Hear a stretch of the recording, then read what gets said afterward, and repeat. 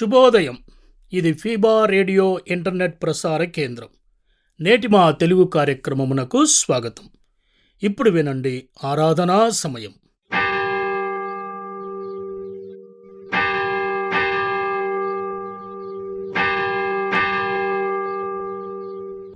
ఆరాధనా సమయం.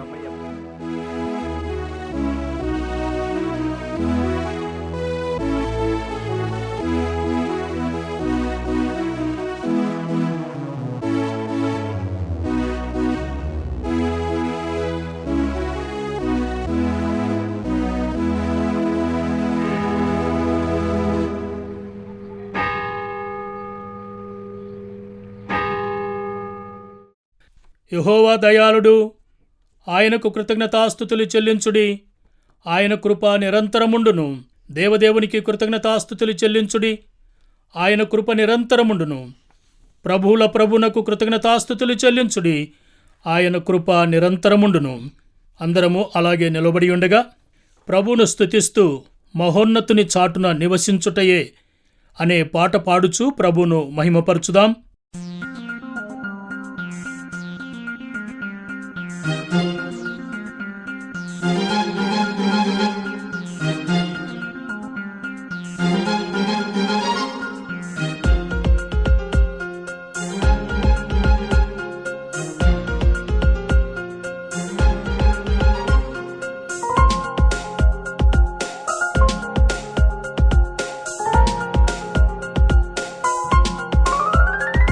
మహోన్నతుని చాటున నివసించుటయే ధన్యము. సర్వశక్తుని నీడలో విశ్రమించుటే భాగ్యము. మహోన్నతుని చాటున నివసించుటయే ధన్యము. సర్వశక్తుని నీడలో విశ్రమించుటే భాగ్యము. మహోన్నతుని చాటున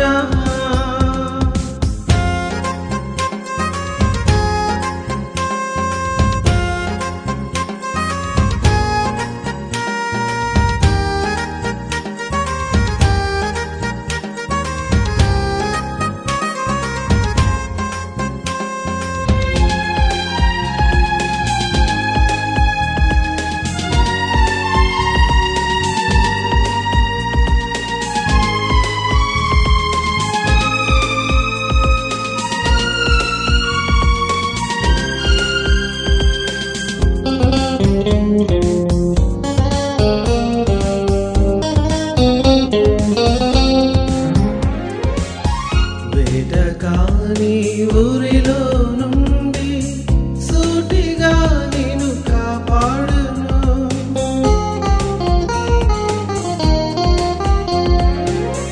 వేటకాని ఊరిలో నుండి సూటిగా నిన్ను కాపాడును. చెడు తెగులు రాకుండా, చెడు తెగులు రాకుండా కోటగా నిన్ను కాపాడును. కోటగా నిన్ను కాపాడును.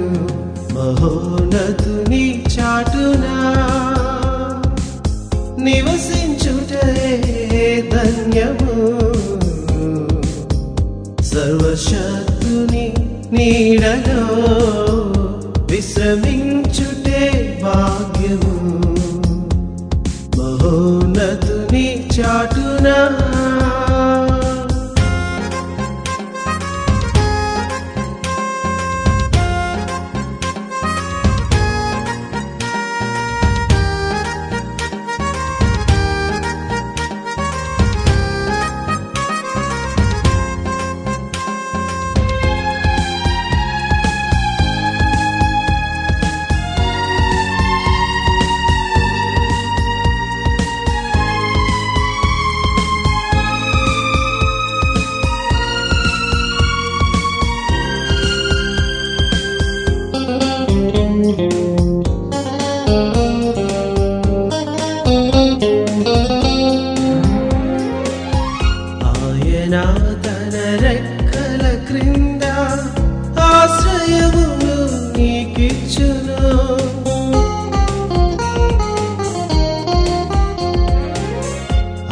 ఆయన తన రెక్కల క్రింద ఆశ్రయమును నీకిచ్చును, ఆదుకొనును నిన్నెప్పుడు, ఆదుకొనును నిన్నెప్పుడు. ఆయనే నీ సత్యముగా, ఆయనే నీ సత్యముగా, మహోన్నతుని చాటునా నివసించుటయే ధన్యము. సర్వశక్తుని నీడలో విశ్రమించుటే భాగ్యము. మహోన్నతుని చాటునా నివసించుటయే ధన్యము. సర్వశక్తుని నీడలో విశ్రమించుటే భాగ్యము. మహోన్నతుని చాటునా. అలాగే నిలబడి ఉండగా ఈ దినము కొరకు ఏర్పాటు చేయబడిన కీర్తనల భాగములను ఉత్తర ప్రత్యుత్తరములుగా చదువుకుందాం. కీర్తనలు 91 మొదటి వచనము నుండి 16వ వచనము వరకు. మహోన్నతుని చాటున నివసించువాడు, సర్వశక్తిని నీడను విశ్రమించువాడు, ఆయనే నాకు ఆశ్రయము, నా కోట, నేను నమ్ముకొను నా దేవుడని నేను యెహోవాను గూర్చి చెప్పుచున్నాను. వేటకాని ఉరిలో నుండి ఆయన నిన్ను విడిపించును, నాశనకరమైన తెగులు రాకుండా నిన్ను రక్షించును. ఆయన తన రెక్కలతో నిన్ను కప్పును, ఆయన రెక్కల క్రింద నీకు ఆశ్రయము కలుగును. ఆయన సత్యము కేడమును డాలునై ఉన్నది. రాత్రివేళ కలుగు భయమునకైనను, పగటివేళ ఎగురు బాణమునకైనను, చీకటిలో సంచరించు తెగులకైనను, మధ్యాహ్నమందు పాడు చేయు రోగమునకైనను నీవు భయపడకుందువు. నీ ప్రక్కన 1000 మంది పడినను, నీ కుడి ప్రక్కన 10,000 మంది కూలినను అపాయము నీ యొద్దకు రాదు. నీవు కన్నులారా చూచుచుండగా భక్తిహీనులకు ప్రతిఫలము కలుగును. యెహోవా నీవే నా ఆశ్రయము అని నీవు మహోన్నతుడైన దేవుని నీకు నివాస స్థలముగా చేసుకుని ఉన్నావు. నీకు అపాయమేమీ రాదు, ఏ తెగులును నీ గుడారమును సమీపించదు. నీ మార్గములన్నిటిలో నిన్ను కాపాడుటకు ఆయన నిన్ను గూర్చి తన దూతలకు ఆజ్ఞాపించును. నీ పాదములకు రాయి తగలకుండా వారు నిన్ను తమ చేతుల మీద ఎత్తి పట్టుకుందురు. నీవు సింహములను, నాగుప్రాములను త్రొక్కెదవు, కొదమ సింహములను, భుజంగములను అణగద్రొక్కెదవు. అతడు నన్ను ప్రేమించున్నాడు గనుక నేనతని తప్పించెదను. అతడు నా నామం ఎరిగినవాడు గనుక నేనతని గణపరచెదను. అతడు నాకు మొరపెట్టగా నేనతనికి ఉత్తరమిచ్చెదను, శ్రమలో నేనతనికి తోడయ్యుండెదను, అతన్ని విడిపించి గొప్ప చేసేదను. 16వ వచనం అందరం కలిసి చదువుకుందాం. దీర్ఘాయువు చేత అతన్ని తృప్తిపరచెదను, నా రక్షణ అతనికి చూపించెదను. ఈ దినము కొరకు ఏర్పాటు చేయబడినటువంటి పాట భాగము చదవగా మనము విందాం. కీర్తనల గ్రంథము 74వ కీర్తన 19వ వచనము. దుష్ట మృగమునకు నీ గువ్వ యొక్క ప్రాణము నప్పగింపకము, శ్రమనందు నీ వారిని నిత్యము మరువకము. దయచేసి సంగమంతా కూర్చోనవలను. ఈరోజు మనకు దైవవర్తమానము అందించువారు సహోదరులు దేవప్రియం యేసుదాస్ గారు. వీరు ఆరోగ్యవరం వాస్తవ్యులు. సమయాన్ని తీసుకుని వాక్యం బోధించవలసినదిగా ఈ సమయాన్ని వారికి అప్పగిస్తూ ఉన్నాం. క్రీస్తునందు ప్రియ ఆరాధన సమయం శ్రోతలకు మా శుభాభివందనములు. ఆరాధన వర్తమానములు ఆసక్తితో వినుచున్న మీకు దైవ దీవెనలు. ఈనాటి మన ధ్యానాంశము దుష్ట మృగము గువ్వ యొక్క ప్రాణము. దుష్ట మృగము గువ్వ యొక్క ప్రాణము. Wild beast life of a dove. కీర్తన 91 3-4 చరణాలు. వేటకాని ఉరిలో నుండి ఆయన నిన్ను విడిపించును, నాశనకరమైన తెగులు రాకుండా నిన్ను రక్షించును. ఆయన తన రెక్కలతో నిన్ను కప్పును, ఆయన రెక్కల క్రింద నీకు ఆశ్రయము కలుగును. నేటి మన ధ్యాన వాక్యము కీర్తన 74 19వ చరణం. దుష్ట మృగమునకు నీ గువ్వ యొక్క ప్రాణమును అప్పగింపకము, శ్రమనందు నీ వారిని నిత్యము మరువకము. దుష్ట మృగమునకు నీ గువ్వ యొక్క ప్రాణము అప్పగింపకము, శ్రమనందు నీ వారిని నిత్యము మరువకము. Do not hand over the life of your dove to wild beasts. Do not forget the lives of your afflicted people for ever. కీర్తనకారుడైన ఆసాపు ఇశ్రాయేలు ప్రజలను అన్య రాజులైన శత్రువులకు అప్పగింపవద్దన్న భావన దేవునికి ఆయన చేయు విన్నపమై ఉన్నది. పై అంశమును 3 ఉపాంశములుగా ధ్యానిద్దాం. మొదటి ఉపాంశం విశ్వాసి పావురము వంటివాడు. A believer in Christ is like a dove. యేసుక్రీస్తును స్వంత రక్షకుడుగా అంగీకరించిన విశ్వాసి పావురమునకు పోల్చబడ్డాడు. పరమగీతము 2:14. బండ సందులలో ఎగురు నా పావురమ, పేటు బీటలను ఆశ్రయించు నా పావురమ, నీ స్వరము మధురము, నీ ముఖము మనోహరము, నీ ముఖము నాకు కనబడనిమ్ము, నీ స్వరము నాకు వినబడనిమ్ము. దేవుడు విశ్వాసిని తనకిష్టమైన పావురముతో పోల్చుట విశేషము. పావురము సౌమ్యమైన పక్షి, సున్నిత మనస్తత్వము గలది, పోరాట పటిమ లేనిది, క్రూరత్వము అన్నది ఎరుగదు, శత్రువుతో పెనుగులాడజాలదు. క్రీస్తునందు విశ్వసించిన వ్యక్తి ఈ లోక దృష్టి యందు గువ్వ లేక పావురం వలె కనబడుట జరుగును. మనము లోకస్తులకు బలహీనులుగాను వెర్రివారముగాను గోచరించుట కద్దు. సిలువను గూర్చిన వార్త నశించుచున్న వారికి వెరితనము, కానీ రక్షింపబడుచున్న మనకు దేవుని శక్తి. 1 కొరింథీ 1:18. కీర్తన 74లో కీర్తనకారుడైన ఆసాపు ఇశ్రాయేలు ప్రజల పక్షమున చేయుచున్న విజ్ఞాపన సంకీర్తన ఇది. దేవుడని యెహోవా తమను విడనాడవద్దని ఆయన మనవి చేస్తూ, దుష్ట మృగమునకు నీ గువ్వ యొక్క ప్రాణమును అప్పగింపకము అంటున్నాడు. ఆంగ్ల బైబిల్ అనువాదంలో గువ్వ అను పదమునకు పావురము అని ఉంది. పావురముల వలె నిష్కపటులై ఉండుము అని ప్రభువే సువార్తలలో నుడివాడు. విశ్వాసి కపటము లేని వాడై ఉండాలని దాని భావన. ప్రియమైన స్నేహితుడా, సోదరి, పావురమునకు శత్రువు దుష్ట మృగములే. పావురము సహజముగా ఇంకో పక్షితో కానీ అడవి జంతువులతో కానీ పోరాడజాలదు. దానికి నెమ్మదత్వమే కానీ క్రూరత్వం లేదు. అలాగే యేసునందు నమ్మిక ఉంచువాడు మృదుత్వం కలవాడు. యోహాను 15:19. మీరు లోక సంబంధులైన ఎడల లోకము తన వారిని స్నేహించును.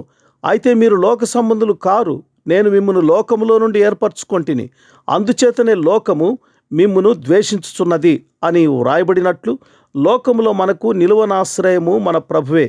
అతని రెక్కలు మనకు ఆశ్రయ కవచములు. శ్రమలు, అపాయములు, ద్వేషములు మనలను తరుముతూ ఉంటాయి. అందుకే పావురము తన రెక్కలతో ఎగిరి కొండ బీటలకు, బండ సందులకు దాగుకొనుటకు పారిపోతాయి.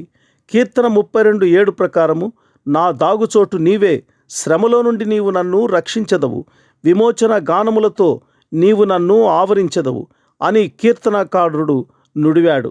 దావీదు తన నిస్సహాయ స్థితిని గూర్చి ఇలా అన్నాడు, ఆహా, గువ్వ వలె నాకు రెక్కలున్న ఎడల నేను ఎగిరిపోయి నెమ్మదిగా నుందునే, త్వరపడి దూరముగా పారిపోయి పెనుగాలిని సుడిగాలిని తప్పించుకొని అరణ్యములో నివసించియుందునే అని అనుకొంటిని. కీర్తన 55:7-8 వచనాలు. ఆపదను ఎదుర్కొని శక్తి లేక పారిపోయి తలదాచుకునే పరిస్థితుల నడుమ మనము జీవించే స్థితిగతులు తాండవించవచ్చు. లోకములో మీకు శ్రమలు కలుగును, ఆయనను ధైర్యం తెచ్చుకొనుడి, నేను లోకమును జయించి ఉన్నాను అని యేసునాథుడే చెప్పారు. యోహాను 16:33. లోకమందుకు మనకు శ్రమలు పొంచియుండుట సహజము. శ్రమలు మనలను కృంగదీస్తూ ఉంటాయి. యేసునాథుడు మానవ రూపంలో ఉన్నప్పుడు శ్రమలలో ఏమి చేయాలో మాదిరిని చూపించాడు. యేసు పయనించిన ఓడపై తుఫాను చెలరేగినప్పుడు శిష్యులందరూ భయకంపితులైనప్పుడు, అల్పవిశ్వాసులారా ఎందుకు భయపడుచున్నారని వారితో చెప్పి ఆయన గాలిని తుఫానును గద్దింపగా గాలి అణిగి మిక్కిలి నిమ్మల స్థితి ఏర్పడినది. మత్తయి 8:23-27 వచనాలు. అయితే తనను నమ్మి వెంబడించిన శిష్యులను ఆయన అపాయమునకు అప్పగింపలేదు. కోడి తన పిల్లలను రెక్కల చాటున కాపాడినట్లు నిన్ను నన్ను ఆయన కాయునని మరువకు సుమి. అల్పవిశ్వాసి అయిన గువ్వలాంటి మనలను ఆయన బలపరచునే గాని దుష్టత్వమునకు అనగా అపవాదికి అప్పగించడాన్ని నమ్మాలి. మిమ్మును అనాథలనుగా విడువను, మీ యొద్దకు వత్తును అని యోహాను సువార్త 14:18లో ఆయనే అన్నాడు.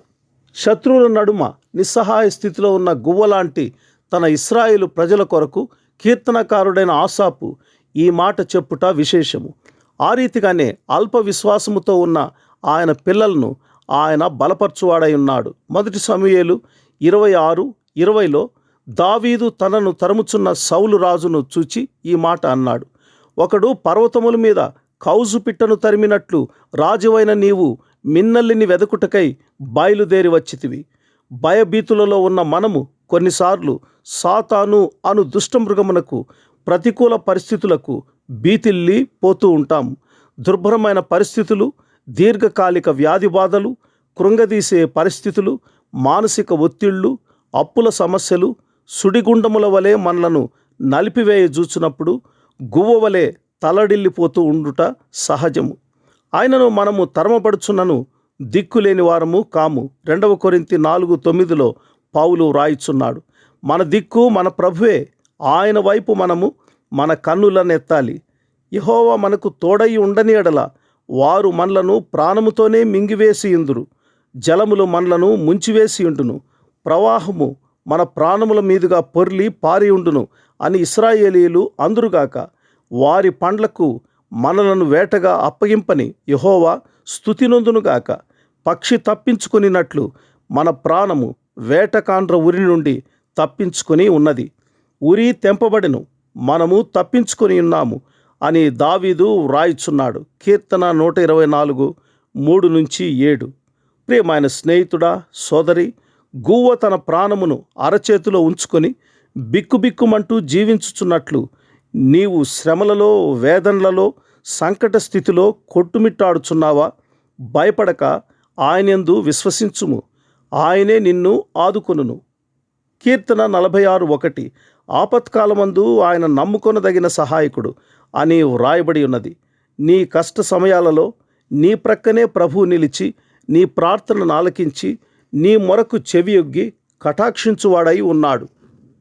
2వ ఉప అంశం, గువ్వ పిరికితనము గలది. Dove is silly without heart.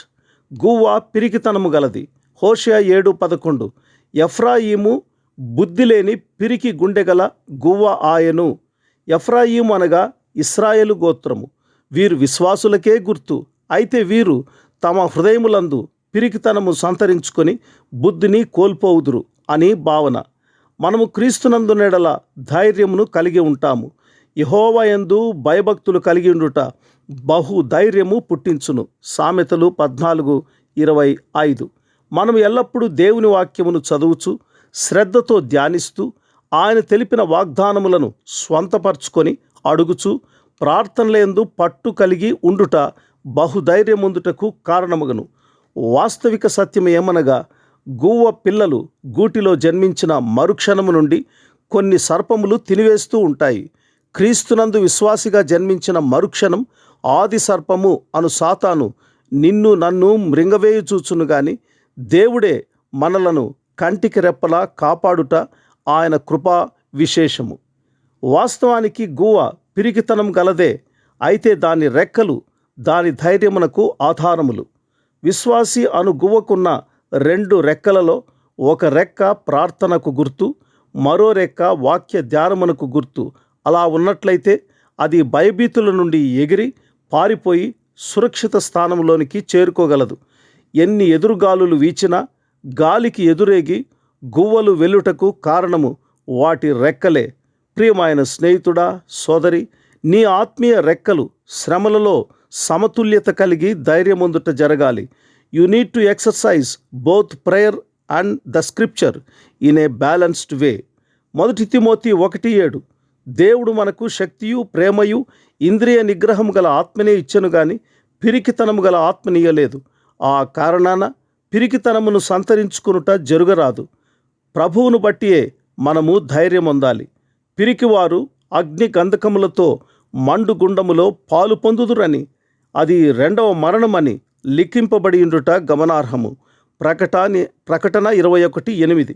కనుక ఓ విశ్వాసి, మన హృదయములను బలహీనపరచి పిరికితనముతో నింపే అపవాది క్రియలను విసర్జించి ఆయన త్రోవలయందు నడిచి ఆయన ఆజ్ఞలకు లోబడి సాతాను తంత్రములను గుర్తెరిగి జయ జీవితమును పొంద ప్రయాసపడుట అవశ్యము. బైబిల్ నందు యోనా అను ఒక ప్రవక్త నినివే పట్టణమునకు యెహోవా చేత పంపబడినవాడు. అయితే అతడు యెహోవా సన్నిధిలో నుండి తర్షీసు పట్టణమునకు పారిపోవాలని ఓడ ఎక్కాడు. యోనా 1:3. యోనా అను పేరుకు హీబ్రూ భాషలో పావురము లేదా గువ్వ అని అర్థం. పావురము సౌమ్యము మరియు వేగవంతమైన పక్షి. ఇది ఇంటికి వస్తూ పోతూ శాంతికి చిహ్నంగా ఉండే పక్షి. ఓడలో నుండి నోవాహు పంపిన పావురము ఒలీవ కొమ్మను తీసుకువచ్చినది. దేవుడిచ్చిన శాంతి సందేశమును తీసుకుని వచ్చినది. అయితే ఇక్కడ యోనా దేవుని మాటకు లోబడక ఎదురు తిరిగి మరొక ప్రదేశం అనగా తర్షీసునకు పారిపోజూచాడు. అయితే అతడు సముద్రంలో పడద్రోయబడి యెహోవా నియమించిన గొప్ప మత్స్యపు కడుపులో భద్రపరచబడి ఆ తదుపరి అది నేలపై కక్కుట ద్వారా అతనిని దేవుడే నినివే పట్టణ సువార్తకు పురమాయించి పంపుట చూడగలం. అలాగూ నినివే దుర్గతి పాలు కాకుండా కాపాడబడుట జరిగి వారందరూ మారుమనస్సు నొందుటకు యోనా అనబడిన గువ్వ లేదా పావురము కారణమగుట విశేషము. ఇది ఎంత ఆశ్చర్యం! ప్రియమైన స్నేహితుడా, సోదరి, నీవు మరియు నేను ఆయనకు గువ్వలమై ఉన్నాము. కీర్తనాకారుడైన ఆసాపు తనను తాను ఆయన గువ్వగా యువర్ డవ్ అని పేర్కొనుట విశేషము. నీ గువ్వ యొక్క ప్రాణము, the soul of your dove అని వివరించుట గమనార్హము. మనము ఆయన శుభవార్తను మోసుకొని వెళ్ళే గువ్వలమై ఉన్నాము. ఏలయనగా ఆకాశ పక్షులు సమాచారము కొనిపోవును, రెక్కలు గలది సంగతి తెలుపును. ప్రసంగి 10:20. ఆయన శుభ సమాచారము లోకమునకు తెలియజేయు పావురములు లేదా గువ్వలమై ఉన్న మనము పిరికితనమును వహించరాదు. యేసుక్రీస్తు సారూప్యంలోనికి ఎదిగిన ఆది అపోస్తులు అని పిలువబడిన ఆయన శిష్యులు 12 పావురములమై లేదా గువ్వలై ప్రపంచ దేశాలకు ఎగిసిపోయి యేసు వార్తను సర్వ సృష్టికి ప్రకటించారు. అనేక కోట్ల నశించు ఆత్మలు రక్షింపబడ్డాయి. ప్రియమైన స్నేహితుడా, సోదరి, ఇక 3వ ఉపాంశము, ప్రతి పావురమునకై పొంచియుండు దుష్టమృగము కలదు. ప్రతి పావురమునకై పొంచియుండు దుష్టశక్తి కలదు. For every dove there will be a danger of wild beast. గువ్వ యొక్క ప్రాణము తీసి మృంగుటకై దుష్టమృగము పొంచి ఉంటాది. 1 పేతురు 5:8. నిబ్బరమైన బుద్ధి గలవారై మెలకువగా ఉండుడి. మీ విరోధి అయిన అపవాది గర్జించు సింహం వలె ఎవరిని మృంగుదునా అని వెదకుచూ తిరుగుచున్నాడు. ఆ కారణాన మనము దుష్ట మృగమునకు అప్పగింపబడకూడదు. అనగా సాతాను పెట్టు ప్రలోభములు, నేత్రాశ, శరీరాశ, జీవపుటంబములకు చోటివ్వరాదు అని గ్రహించాలి. రోమా 1:28. మరియు వారు తమ మనస్సులో దేవునికి చోటియ నొల్లకపోయిరి కనుక చేయరాని కార్యములు చేయుటకు దేవుడు భ్రష్ట మనస్సుకు వారిని అప్పగించెను అని వ్రాయబడి ఉన్నది. గనుక పావురము లేదా గువ్వ వంటి విశ్వాసి ఎల్లప్పుడూ దేవునికి చోటిస్తూ జీవించబద్ధుడై ఉండాలి. పౌలు సైతం అనేక పర్యాయములు తనలో ఉన్న ప్రాచీన స్వభావము అను పాప నియమము తనను చెరపట్టి లోబర్చుకొనుచున్నదని వాపోయాడు. అయ్యో, నేనెంత దౌర్భాగ్యుడను! ఇట్టి మరణమునకు లోనగు శరీరము నుండి నన్నెవడు విడిపించును అని రోమా 7:24 ఆయనే వ్రాశాడు. ప్రియమైన స్నేహితుడా, సోదరి, దుష్ట మృగము చేత చిక్కింపబడుట అనగా అపవాది తంత్రములందు విశ్వాసి చిక్కుబడిపోవుట అనునదే. సాతాను తంత్రములను మనము ఎరుగని వారము కాము అని 2 కొరింథీ 2:11 పౌలు వ్రాశారు. ప్రతి పావురము కొరకై ఒక దుష్టమృగము పొంచి ఉన్నట్లు విశ్వాసి అయిన ప్రతి ఆత్మకు అపవాది పొంచి ఉండునని మరువకు సుమి. మత్తయి 23:37 యేసు కోడి తన పిల్లలను రెక్కల క్రిందికి ఎలాగు చేర్చుకొనునో అలాగే నేనును నీ పిల్లలను ఎన్నో మారులు చేర్చుకొనవలనని ఉంటిని, కానీ మీరు వల్లకపోతిరి. కావున యేసు రెక్కల క్రిందనే మనకు ఆశ్రయము మరియు నెమ్మది దొరుకును. తల్లి కోడి తన పిల్లలను గద్దల పాలు కాకుండా హెచ్చరిక స్వరముతో పిలిచి తన కడుపులో దాచుకున్నట్లు యేసయ్య నిన్ను నన్ను పిలుచుచున్నాడు. నేడే ఆయన రెక్కల క్రింద చేరి ఆనందిస్తూ జీవించుదముగాక. దుష్ట మృగమునకు తన గువ్వ అయిన నిన్ను అప్పగింపని ఆయన ప్రేమను గుర్తించి ఆయనను స్తుతించి ఆరాధించున్నట్లు ఆయనే సహాయము చేయునుగాక. ఆమెన్. దేవుడు తన వాక్యమును మన వినికిడిలో దీవించునుగాక. ఇప్పుడు మనమందరం అలాగే నిలవబడి ఉండి ప్రభు నేర్పిన పరలోక ప్రార్థనను మనము చెప్పుకుందాం. పరలోకమందున్న మా తండ్రి, నీ నామము పరిశుద్ధపరచబడునుగాక, నీ రాజ్యము వచ్చునుగాక, నీ చిత్తము పరలోకమందు నెరవేర్చున్నట్లు భూమి యందును నెరవేరునుగాక. మా అనుదిన ఆహారం నేడు మాకు దయచేయుము. మా రుణస్థులను మేము క్షమించున్న ప్రకారము మా రుణములను క్షమించుము. మమ్మను శోధనలో నుండి తేక దుష్టు నుండి మమ్మను తప్పించుము. ఎందుకనగా రాజ్యము, బలము, మహిమ నిరంతరము నీవయున్నవి తండ్రి. ఆమేన్.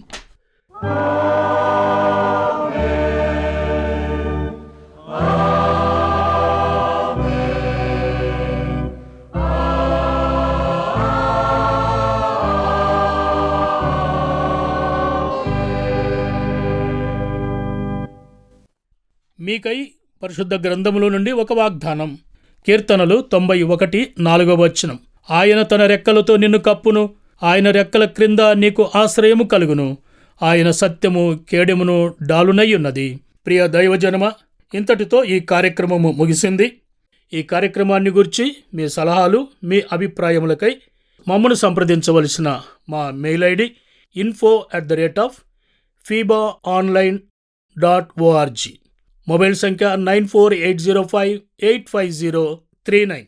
మరలా వచ్చే ఆదివారం ఇదే సమయానికి మనమందరము కలుసుకుందాం. అంతవరకు దైవాశీస్సులు, ప్రభు కృప మీకు తోడయుండునుగాక. ఆమేన్.